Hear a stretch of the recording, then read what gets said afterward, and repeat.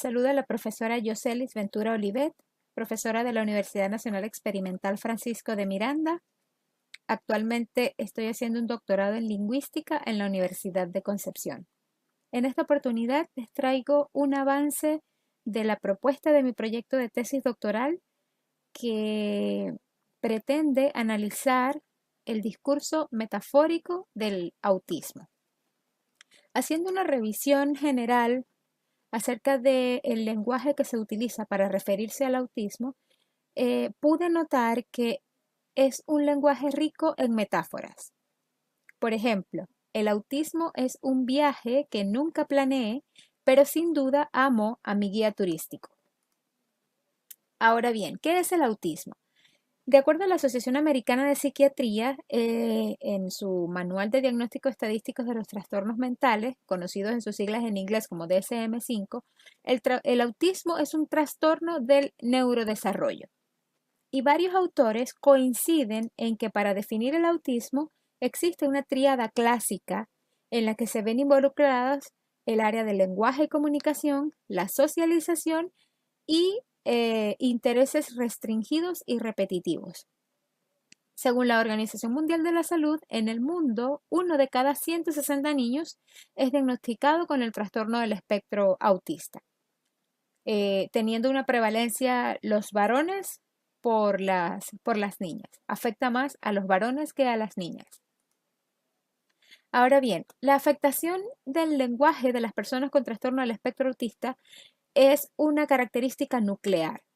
Es por ello que desde las disciplinas de la psicolingüística, la fonoaudiología y algunos de estudios relacionados con el discurso se han dado la tarea de describir cómo es el proceso o cómo estas personas comprenden el lenguaje y cómo producen el lenguaje de manera general. Allí se ve evidenciado el interés investigativo, como les comentaba, que se centra en cómo las personas TEA comprenden y producen el lenguaje. Sin embargo, desde las ciencias sociales, específicamente la psicología, sugiere que la realidad que caracteriza el contexto de estas personas es muy compleja y, por lo tanto, se debe tomar en cuenta el contexto natural inmediato de la vida de estas personas. Todo ello para conocer el fenómeno de manera más general. Por ejemplo, es importante conocer cómo es el ámbito familiar y el ámbito educativo de las personas que son diagnosticadas con TEA, sean niños, jóvenes o adultos. Diversos estudios han dado cuenta de cómo impacta esta situación al nivel de estrés de los padres de personas con trastornos del espectro autista que están bajo su cuidado.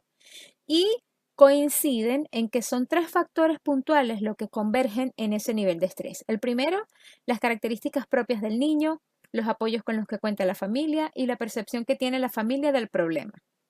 Eso desde el punto de vista familiar. Desde el punto de vista educativo se han desarrollado estudios relacionados a investigar cómo es el proceso de inclusión al ámbito educativo de estas personas y también cómo es el proceso de capacitación y formación de las personas involucradas en el proceso educativo o en la formación educativa de estas personas.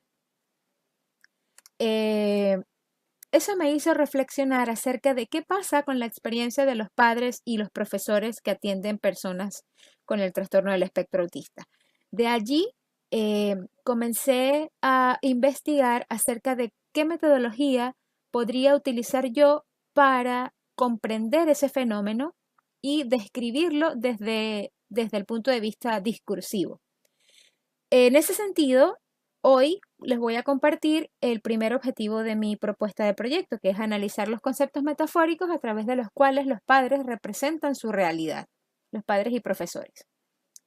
Desde el punto de vista teórico, mi trabajo se enmarca en la lingüística cognitiva, a través de la cual se describe el lenguaje como un instrumento para la conceptualización, la categorización de cómo lo utiliza el ser humano para realizar esos procesos. Me basé básicamente en la teoría de la metáfora conceptual. Sin embargo, haciendo más y más lectura, me encontré con ciertas críticas a estas teorías, particularmente con tres aspectos que son la sobreinterpretación, la carencia de una metodología explícita que permitiera la identificación de metáforas y que corría el riesgo de caer en la generalización. Es por ello que me dediqué a investigar acerca del análisis dinámico del discurso a través de la metáfora sistemática propuesta por Cameron y Maslen en el año 2010.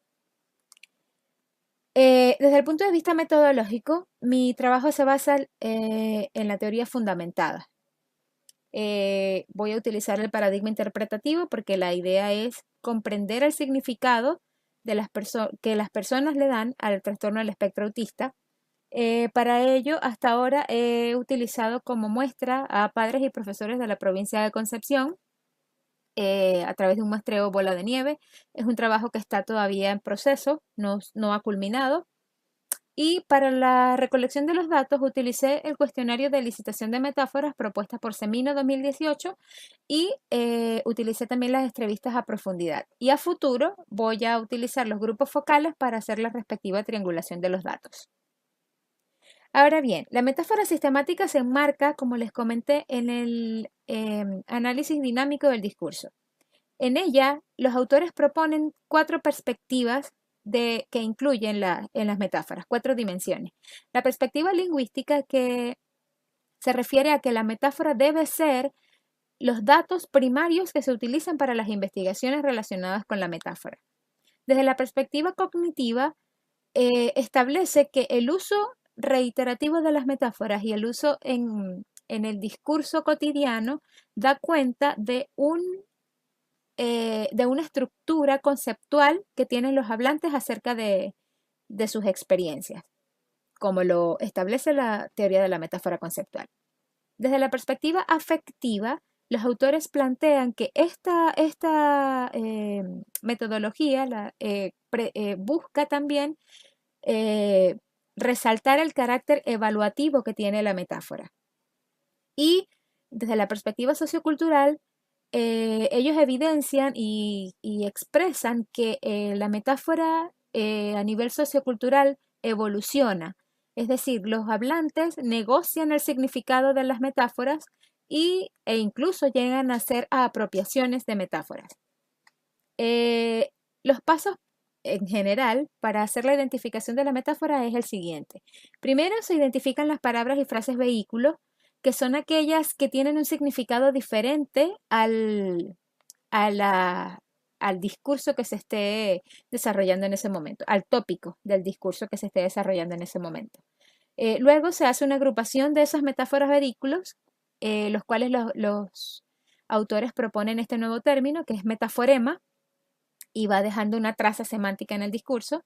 Luego se identifican las metáforas por tópico, haciendo cierta clasificación, cierta categorización, y finalmente se hace una explicación del dinamismo de la metáfora sistemática, que consiste en lo siguiente, y allí es donde prevalece el enfoque dinámico del discurso, que es la repetición, que es cuando un hablante utiliza una metáfora para explotarla, para contrastarla, para explicarla, ¿sí?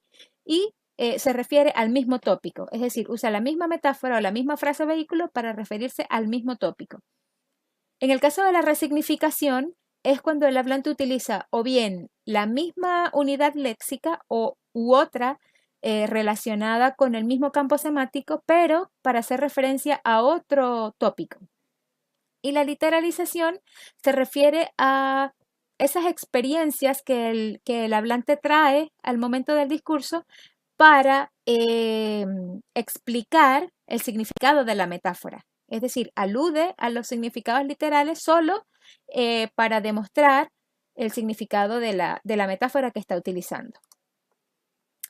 El procedimiento que he realizado hasta ahora es el siguiente. Primero diseñé el instrumento de licitación de metáforas, identifiqué las expresiones metafóricas, realicé las hipótesis de expresiones metafóricas y fue validada y revisada por pares expertos. Luego las agrupé en metáforas sistemáticas Y finalmente establecí cuáles fueron esas dinámicas, esas metáforas sistemáticas y cuál fue su dinamismo, cómo cambiaron, cómo evolucionaron en el flujo del discurso. De una manera preliminar, hasta ahora he obtenido los siguientes resultados. En este momento les voy a mostrar el corpus de padres acerca del tópico TEA. Hasta ahora he contabilizado 16 metáforas relacionadas con la guerra y 15 con la naturaleza. Es importante resaltar que estas metáforas se mantuvieron a lo largo de todo el discurso. Asimismo con metáforas de camino, metáforas de humanización, entre otras. En el caso de los profesores, con el mismo tópico TEA, ellos utilizaron metáforas de viaje, metáforas de edificación, también de naturaleza y de arte, específicamente arte abstracto. Esta es una muestra de cómo se hizo la clasificación, la agrupación de las metáforas en términos vehículos, de palabras vehículos, en grupo vehículo 1 y grupo vehículo 2. Aquí hay una ligera generalización para poder hacer la agrupación de las metáforas vehículos. Ahora bien, en esta oportunidad les voy a explicar o les voy a dar un ejemplo de cómo fue el dinamismo de la metáfora en el discurso que analicé. En primer lugar, tenemos la repetición del término vehículo, que en este caso yo lo identifiqué como viento, ¿sí? Tomamos el ejemplo de el TEA es naturaleza, la identificamos como una metáfora sistemática. En este caso, la repetición del término vehículo es la palabra viento y se refiere específicamente al TEA. Es decir, la persona reiteró en diversas oportunidades o utilizó en diversas oportunidades el mismo ítem léxico para referirse al mismo tópico. En el caso de la resignificación del término vehículo, marcado con el color verde, allí vemos cómo la persona utiliza el mismo término vehículo y otros relacionados semánticamente, como por ejemplo viento suave, zafarrancho, pero en este caso no hace referencia al TEA, sino a la experiencia que tiene con el TEA. Entonces, vemos que esa metáfora se resignificó, se utilizó para hablar de otro tópico. Y para ilustrarles la literalización, vemos cómo la persona utilizó frases como vuela árboles, bota árboles, vuela techos, ¿sí? En ese caso, alude al desastre natural que hace el viento para explicar y para explotar la metáfora que está utilizando. Aquí está otro ejemplo con la misma metáfora sistemática. El TEA es naturaleza. Una de las frases es, el TEA es como el viento, como el sol, como el cielo. Allí yo marqué la palabra cielo como el término vehículo. Hay días que el cielo está tranquilo, allí está la repetición porque se refiere al mismo tópico que es el TEA. Y luego expresa, es cada día un cielo diferente. Allí hay una resignificación porque no se está refiriendo al TEA propiamente tal, sino a la experiencia que tiene con el TEA. Y en la literalización podemos ver expresiones como hay días muy tormentosos, días lindos y luego se nubla. Como pueden ver, la palabra tormentoso y la palabra nubla pertenecen al mismo campo semántico que la palabra cielo, pero la persona, el hablante, está haciendo uso de el significado experiencial para explicar mejor la metáfora que está utilizando.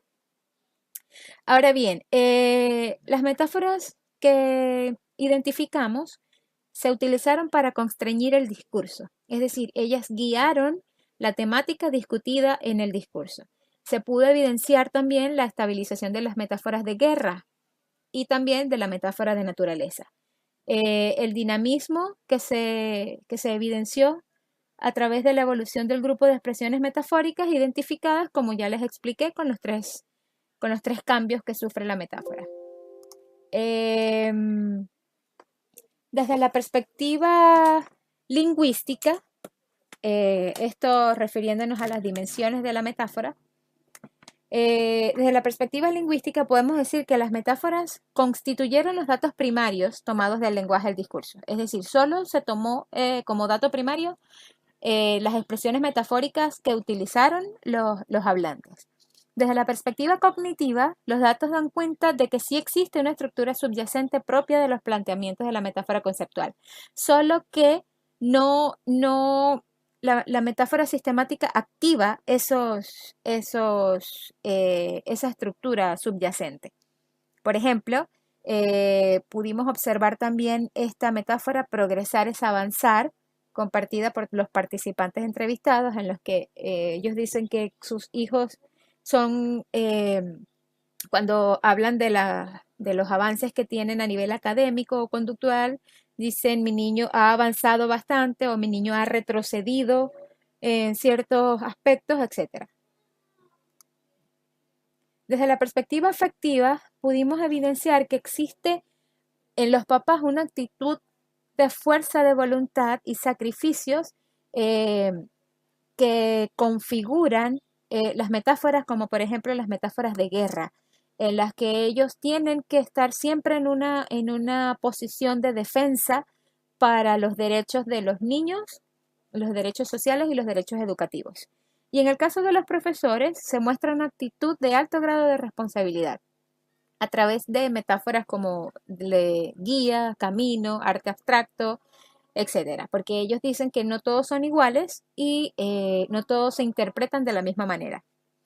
Y desde la perspectiva sociocultural pudimos también notar que eh, las metáforas sistemáticas, como por ejemplo el TEA es una guerra, fue compartida por esa comunidad de padres. Es decir, ellos saben a qué se refieren cuando utilizan la metáfora el TEA es una guerra. Y por otro lado, tenemos también el TEA es naturaleza, que se compartió en este caso por ambos grupos, tanto por los padres como por los profesores. En este caso, eh, los padres ven la naturaleza o asocian el TEA con la naturaleza debido a los cambios bruscos e incontenibles que tienen relacionándolos con la conducta de los niños. Y en el caso de los profesores, es, digamos que plantean las metáforas de naturaleza, pero desde un punto de vista contemplativo, de la belleza. Asocian la naturaleza, el arco iris, el río, con las personas diagnosticadas con este trastorno. Muchísimas gracias por su atención.